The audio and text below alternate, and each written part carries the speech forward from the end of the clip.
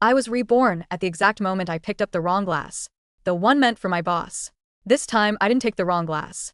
I watched him drink it down, then dial the woman he truly loved, Celeste.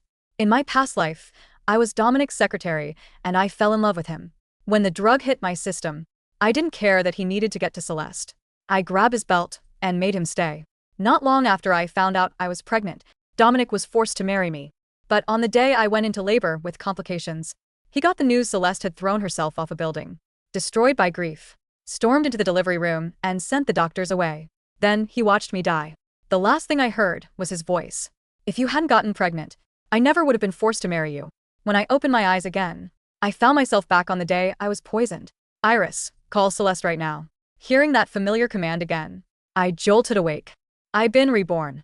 Without hesitation, I grabbed my phone and dialed Celeste's number. Dominic's face was flushed, his eyes burning with desire. The drug was kicking in. This time, I watched coldly as he downed the entire glass. As the drug began to take hold and he looked at me with struggling, hazy eyes, I quickly finished dialing Celeste. Dominic, just hang on. Celeste will be here in 10 minutes. The moment I closed the door behind me, I thought I heard him call my name, but I pretended not to hear. I shut the door firmly and waited at the end of the hallway. 10 minutes later, Celeste arrived in a rush. She looked at me with a complicated expression. When she saw that my clothes were intact and I was perfectly composed, relief washed over her face for pushing open the door. She glanced at me. You can leave now. I don't need you here. I turned and took the elevator down, called a car, and went back to my apartment. The next morning, Celeste appeared in the executive office. Dominic lifted his coffee, took a sip, then casually announced to the core management team, "From now on, Celeste is my fiancée. She's also an important future partner for the company. You will all treat her with respect." And he looked directly at me, pointing with his pen, "Especially you, Iris." I nodded blankly. Celeste smirked, flashing me a triumphant smile. I pretended not to notice. I gathered the meeting notes and started to leave the office. But just as I stood up, I heard Celeste's voice, soft and wounded. "Dominic, does Iris not want me involved in company affairs? I know how important she is to you. If she's unhappy with me being here, maybe I shouldn't come to the office anymore." Her eyes glistened with tears. She looked as pitiful as possible. Dominic frowned. Before he could say anything, I replied, "Of course not. But if you're not satisfied with me, I'll make sure to stay out of your sight from now on." Without waiting for Dominic's reaction, I walked straight back to my office. Half an hour later, my office door swung open and there he was, Dominic, staring at me with dark, stormy eyes. Instinctively, I wanted to close the door. I didn't want to deal with him. But Dominic blocked it with his arm, frowning as he looked at me. "Are you avoiding me?" Why? He leaned in closer, studying my face. "Are you upset because of Celeste?" I quickly shook my head. "No. I'm happy for you. You and Celeste finally get to be together." His eyes flickered with something unreadable. He seemed dissatisfied with my answer. "Is that the truth, or are you just being passive-aggressive?" Then he scoffed, "Iris, don't tell me you still haven't gotten over me. 3 years ago at the company party, you kissed me when you were drunk. You think I didn't notice? The smartest thing you ever did was never confess. Because if you had, I would have laughed in your face. Laughed at how pathetic and delusional you are." He chuckled to himself, then walked over to my desk and yanked open the bottom drawer. He grabbed a thick stack of printed journal pages and scattered them across the floor. Stepping on them, he leaned down close to my ear, his voice low. "I came here to tell you something. Yesterday, when I drank that wine, I saw the look in your eyes. You wanted to be the one to help me, didn't you? Thank God you didn't. Because if you had, I would have been disgusted for the rest of my life. You're not worth it." My heart clenched painfully, even though I decided not to love him in this life. Hearing those cruel words still hurt. After warning me to stay away from him and not make Celeste uncomfortable, Dominic slammed the door and left. I didn't want to be in their way anymore. I had to go out and finalize my transfer paperwork anyway, so I packed up and left that night. I deliberately waited until almost 10 p.m. to return to the office, to pick up some things. The moment I stepped into my office, I noticed something was wrong. My custom ergonomic chair gone. Then I saw it. Celeste had posted on social media a selfie of herself sitting in a luxurious office chair. The caption read, "I just mentioned my back was sore. And he immediately gave me the best chair in the whole company." This is why it's so important to find a man with power, money, and thoughtfulness. He'd taken the chair Dominic had custom ordered for me. He used to be so good to me. And now? Celeste made one offhand comment. And Dominic didn't even bother telling me. before he had my chair taken away. Hearing me return, Dominic stood in my doorway and said, coolly, Celeste has back problems. I gave her your chair. Your injuries healed anyway. Any chair will do for you now. I didn't even look up. I murmured. Dominic's frown deepened. Stared at me intently. Are you plotting something? I'm warning you, if you dare do anything to Celeste, I'll make sure you never work in this industry again. I finally looked up. I'm not trying to do anything to anyone. I just want to be left alone. And isn't this what you always wanted? For me to be more professional? You should be happy. Dominic pressed his lips together. Then almost like a sulking child, he repeated, fine. Fine, Iris. You're just great. He slammed the door on his way back to his office. A month later, Celeste announced she was pregnant. Dominic was over the moon. He wanted to tell the whole world. The wedding was moved up immediately. Everyone in the company was gossiping about the upcoming ceremony. In this life, the one who got pregnant was the woman he actually loved. And I decided to let them have it. As soon as my transfer paperwork was finalized, I booked a flight to Italy scheduled for the same day as their wedding. Dominic finally broke and came to find me. He waited until Celeste wasn't at the office and pushed open my door. He pulled out his phone, opened an email from HR, and shoved it in my face. You applied for an overseas transfer? What? You're so devastated by my wedding that you're running away? My heart skipped, but his next words eased my tension a little. When I didn't answer, his tone turned cold. Iris, are you done with this tantrum? Ever since Celeste started coming to the office, you've been avoiding me. But I'm going to marry her eventually. So what? You're planning to keep avoiding me even after the wedding? I shook my head. Dominic, I think you misunderstand. I only see you as the boss who mentored me. I'm grateful. That's all. He laughed. I just told the funniest joke. Grateful? Iris, everyone in this company knows you're hopelessly in love with me. Who's going to believe you're just grateful? Do you even believe that yourself? He glanced at the bookshelf in my office and smirked.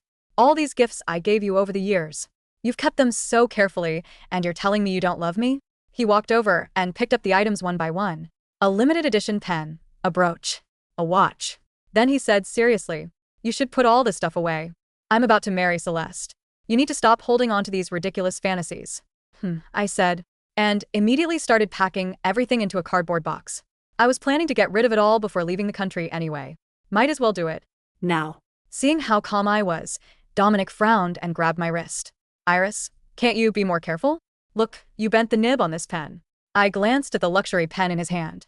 It was the first gift he ever gave me, the day I passed my probation and officially became his secretary. For years, I treasured it. I wouldn't let anyone else even touch it. But now I just tossed it carelessly into a box.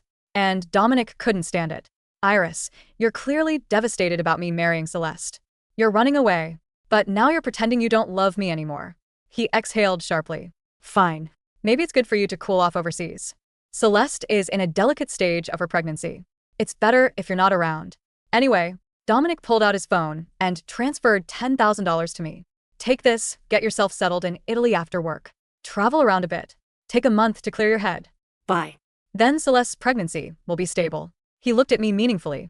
Adjust your mindset while you're abroad. Don't miss me too much. I'm going to be a married man. You need to get used to it. Otherwise, working together later is going to be awkward. Dominic gave me a few more instructions about the overseas assignment, but he didn't know I'd been reborn. And this time I was really leaving. On Dominic's wedding day, both the hotel and the company headquarters were bustling. Early in the morning, while everyone was focused on the ceremony, I quietly grabbed my suitcase, got in a cab, and headed straight to. Dominic had changed into his wedding suit, but he didn't leave with the groomsmen to pick up the bride. For some reason, he found himself walking to Iris's office, wanted to see her one last time. But when he got there, the office was empty. All her personal belongings were gone. The only thing left on her desk was a standard resignation handover checklist. His heart skipped a beat. He assumed she must have gone to the wedding venue early to help with preparations. That thought calmed him down enough to go pick up Celeste. He was beyond excited. Today, he was finally marrying the love of his life. And soon they'd have a child together.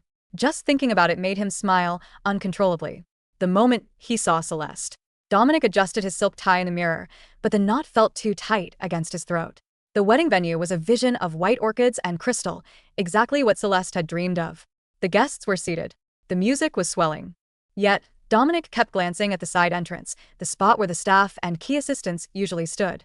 She's late, he muttered to himself, checking his Patek Philippe watch. His best friend and best man, Marcus, clapped him on the shoulder. Relax, Dom. Celeste is almost ready. Who are you looking for? Iris, Dominic said, his brow furrowing. She's supposed to handle the press release immediately after the vows. She knows the protocol. Marcus gave him a strange look. Dom, didn't you sign her transfer papers? HR said she cleared out her desk yesterday. Like, completely cleared out. She's going to Italy for a month, Dominic said dismissively. But she wouldn't miss my wedding. She's Iris. He was so certain. In his mind, Iris was a fixture of his existence, as permanent and necessary as the air in his lungs. She might be throwing a tantrum, she might be hurt, but she would be here to see him happy. She always watched him, didn't she? But when the doors opened and Celeste walked down the aisle, clutching her bouquet and smiling that fragile, triumphant smile, Dominic didn't feel the surge of joy he expected. He felt a strange, hollow draft at his back. As the ceremony proceeded, Dominic's eyes drifted to the back row. Empty. He looked at the staff area. Empty. Do you, Dominic, take Celeste? I do, he said. But his hand was trembling slightly as he slid the ring onto Celeste's finger. The reception was a blur of toasts and congratulations. Celeste was radiant, basking in the adoration, holding her stomach protectively to remind everyone of the air she carried. Dominic drank 3 glasses of champagne in quick succession. Excuse me, he murmured, stepping away from his new wife. He pulled out his phone and dialed Iris. The number you've dialed is no longer in service. He frowned and tried again. Same result. He opened his email. There, buried under 100 congratulatory messages, was an automated notification from the IT department. Subject: account deactivation. Iris Vane. Ticket closed. Employee ID retired. Email access revoked. Wipe complete. Dominic stared at the screen. Retired? It was supposed to be a temporary transfer. A sabbatical. He called the HR director, ignoring the fact that it was 9 p.m. on his own wedding night. Why is Iris's account deactivated? Dominic barked, his voice slurring slightly. The HR director on the other end sounded terrified. Mr. Sterling? Sir? Iris resigned. You signed the paperwork yourself 3 days ago. It wasn't a transfer request, sir. It was a voluntary termination with a request for immediate severance. The noise of the wedding party faded into a dull buzz. I thought. She requested the severance be paid into an international account and waived her rights to the stock options in exchange for an expedited exit. She's gone, Mr. Sterling. Dominic lowered the phone. She hadn't run away to throw a tantrum. She hadn't run away to make him chase her. She had cashed him out. Across the room, Celeste waved at him, laughing at something a board member said. For the first time, Dominic looked at the woman he had loved for years and felt a spike of irrational irritation. Iris left. And she didn't even say goodbye. The sunlight in Florence hit differently than the sunlight in New York. It was golden, heavy, and smelled of jasmine and baked bread. Iris sat at a wrought iron table in a piazza, sketching on a tablet. Her hair, once pulled back in a severe, professional bun, now hung loose in soft waves around her shoulders. She wore a linen sundress, not a gray pencil skirt. More espresso, Bella? Iris looked up and smiled at the waiter. Please, Marco. It had been 2 years. The first month had been hard. Not because she missed Dominic, she didn't, but because her body had to unlearn the stress. She used to wake up at 5 a.m. in a panic, checking her phone for emails that weren't there. She used to flinch at the sound of a ringtone. But the trauma of her past life, the cold delivery room, the pain, the betrayal, had slowly been overwritten by the warmth of this new one. She hadn't just traveled. She had used the money Dominic gave her, combined with her savings, to invest in a small boutique textile firm that exported high-end Italian fabrics to Asia. Her knowledge of corporate logistics, honed under Dominic's brutal demands, made her a shark in the local market. But here she was a kind shark. Iris. A deep voice broke her concentration. She turned to see Lorenzo, Leo, walking toward her. He was tall, with a kind of effortless Italian style that made suits look like pajamas. He was also her business partner. The samples from Milan arrived, Leo said, pulling out a chair. He looked at her, his dark eyes crinkling at the corners. And you're working on a Sunday again. What am I going to do with you? Old habits, Iris teased, closing the tablet. Is everything okay? Better than okay. The Sterling Group sent another inquiry. Iris's smile faltered for a fraction of a second. The Sterling Group? From New York? Yes. They are desperate for the new silk blend we patented. They're offering 20% above market price. Leo paused, watching her reaction carefully. I know you used to work there. Do you want me to decline? Iris picked up her espresso cup. The porcelain was warm against her fingertips. In her past life, she would have panicked. She would have hidden. But she wasn't that woman anymore. No, she said calmly. Business is business. If they want to pay a premium, let them. Just make sure the contract is ironclad. And Leo? Yes. Make sure my name isn't on the front-facing correspondence. I don't want the headache. Leo reached across the table and covered her hand with his. As you wish. But Iris, sooner or later, the past has a way of knocking on the door. Let it knock, Iris said, looking at the Duomo rising in the distance. I changed the locks. Dominic Sterling stared at the quarterly report, and then he threw it across the room. The papers scattered, fluttering down like dead birds. Get out, he roared at the junior assistant. The girl fled, tears in her eyes. Dominic sank back into his leather chair. It was the same chair he'd sat in for years, but the office felt different. It was colder, messier. For 2 years, the company had been bleeding. Not fatally, Dominic was too smart for that, but it was a slow, agonizing decline in efficiency. Without Iris, things slipped through the cracks. Meeting minutes were inaccurate. Schedules clashed. The personal touch that clients loved, the gifts Iris selected, the birthdays she remembered, had vanished. And then there was Celeste. The door to his office swung open without a knock. Celeste walked in. She wasn't pregnant anymore. There had been no baby. 2 months after the wedding, Celeste had miscarried. Dominic had been devastated, showering her with comfort and gifts. But slowly, the cracks in the story appeared. The doctors had been vague. Celeste had recovered with suspicious speed. Later, he found birth control pills hidden in her vanity. She hadn't been pregnant when she forced the wedding. She had lied to lock him down. When he confronted her, she had cried, thrown things, and threatened suicide, her favorite card to play. He stayed because of the public image, because of the scandal a divorce would cause, and because, deep down, he felt he deserved this misery. Dominic, Celeste whined, dropping a shopping bag on his desk. Your credit card was declined at Saks. Fix it. Dominic rubbed his temples. I put a limit on it, Celeste. You spent $50,000 last month. The board is asking questions about my personal spending. So? You're the CEO. Tell them to shove it. She walked around the desk and sat on his lap, her perfume cloying and sweet. Don't be mean to me, Dom. Remember how sad I get. He gently, but firmly pushed her off. I have work to do. We have a supply chain crisis with Italian textiles. Boring, Celeste scoffed, checking her reflection in the window. Oh, by the way, I fired that new secretary. She was looking at you weird.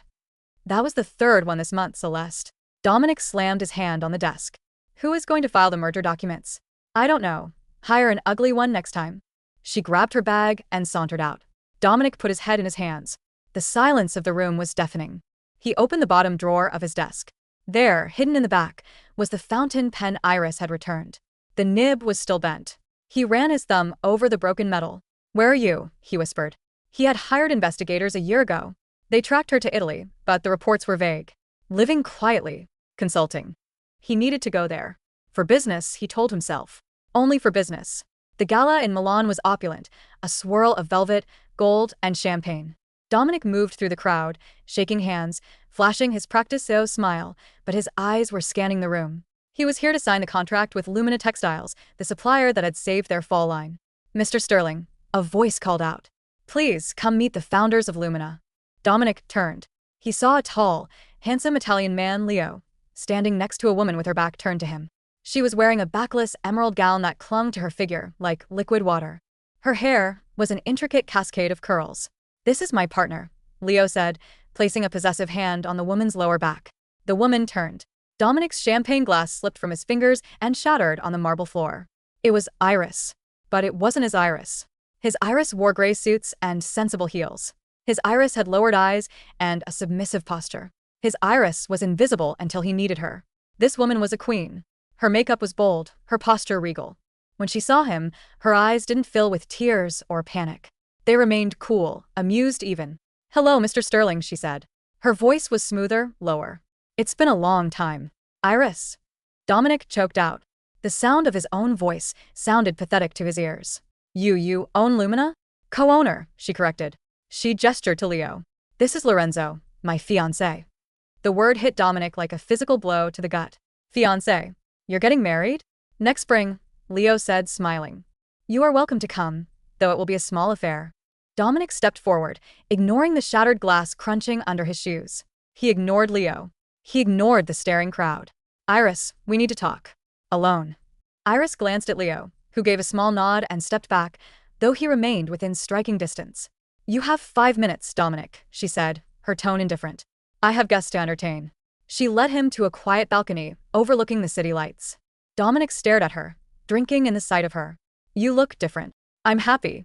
That's what you're seeing, she said simply. What do you want, Dominic? Come back, he blurted out. It wasn't what he planned to say. He planned to offer her a raise, a partnership. The company is a mess. I need you. I miss you. Iris laughed. It wasn't a bitter laugh. It was genuinely entertained. You miss a servant, Dominic. You don't miss me. No. It's not that. Celeste, she's insane. She lied about the pregnancy. She's ruining everything. I made a mistake, Iris. A terrible mistake. He reached for her hand. I know you loved me. You kept those gifts for years. You kissed me that night. I know you still feel it. Iris pulled her hand away, as if he were something unclean. She looked him in the eye, and the coldness in her gaze froze his blood. Dominic, she said, stepping closer, her voice a whisper. Let me tell you a secret. He leaned in, hope flaring in his chest. I died once because of you, she said. Dominic blinked, confused. What? In my head, she corrected smoothly, covering the slip. The girl who loved you died the moment you brought Celeste into the office and humiliated me. The gifts? I didn't keep them because I loved you. I kept them because they were expensive and I planned to pawn them, which I did. Dominic reeled back. You sold the pen? I sold everything. It paid for my first month's rent in Florence. So, in a way, thank you. She checked her watch. Your 5 minutes are up. Go back to your wife, Dominic. You deserve each other. She turned to leave. I'll divorce her. Dominic shouted at her back. I'll divorce her, and I'll give you half the company. I love you, Iris. I realized it too late, but I love you. Iris stopped at the glass doors. She didn't turn around. She just shook her head, pity visible in the set of her shoulders. You don't love me, Dominic. You just hate losing. She walked back into the ballroom, into the arms of the man who cherished her, leaving Dominic alone in the dark. Dominic returned to New York a broken man. He initiated the divorce, but Celeste was vicious. She released compromising photos, leaked company secrets, and played the victim in the press. The divorce settlement cost him nearly half his personal fortune. The board of directors, tired of the scandals and the plummeting stock prices, voted to remove Dominic as CEO. The day he was escorted out of the building he had built, it was raining. He stood on the curb, holding a cardboard box of his belongings. No car was waiting for him. He looked up at the skyscraper. In his mind, he saw the ghost of Iris, running after him with an umbrella, handing him a coffee, fixing his tie. But there was no one. Iris sat on the terrace of her villa in Tuscany. A toddler with curly dark hair wobbled across the grass, chasing a butterfly. Mama, the boy squealed. Leo scooped the boy up, spinning him around until they were both laughing. Iris took a sip of her wine, feeling the warmth of the setting sun. Her phone buzzed on the table. She picked it up. It was a LinkedIn notification. Dominic Sterling has viewed your profile. She tapped the screen. Dominic's profile photo was gray and aged. His job title read, Independent Consultant. Curiosity got the better of her. She searched his name. A recent news article popped up. Former tech mogul Dominic Sterling declares bankruptcy. The rise and fall of a giant. The article detailed his failed ventures after the Sterling Group ousted him. It mentioned his reclusive nature and his obsession with reclaiming past glories. Iris looked at the photo of him in the article. He looked hollow, angry. She felt nothing. Not hate. Not love. Not even pity. He was just a stranger she used to know in another life. Iris. Leo called out. Are you coming? The pasta is ready. Coming, she said. She looked at the phone one last time. She pressed the block button. Then she set the phone down, stood up, and walked toward her family, leaving the screen to go black.